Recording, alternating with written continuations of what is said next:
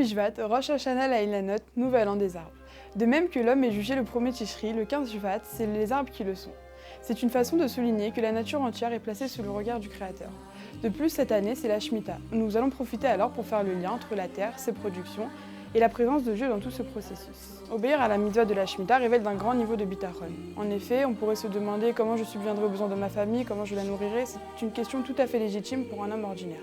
Un Ben Israël a pour devoir d'avoir non seulement la Emouna qui est la croyance, mais l'action pratique de celle-ci qui est le bitachon. Par exemple, un paysan riche pourrait croire qu'il est à l'abri financièrement, mais il est important de lui rappeler que la terre ne lui appartient pas à lui, mais à Dieu.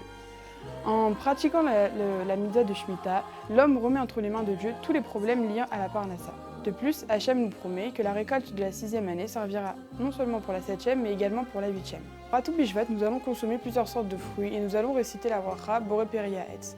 Nous remercions Hachem qui a créé le fruit de l'arbre. Encore une fois, nous reconnaissons la présence d'Hachem dans un processus qui pourrait paraître naturel. En conclusion, il est important de retenir que la richesse humaine n'est pas le résultat d'un travail humain, mais plutôt d'une bénédiction divine. Il faut alors avoir le bitachon, qui consiste à remettre entre les mains de Dieu toutes nos préoccupations et avoir une foi intègre en lui. La Shemitah est une bonne occasion de travailler son bitachon. Alors pour tout Bishvat, n'oubliez pas de faire la bracha avant de consommer les fruits.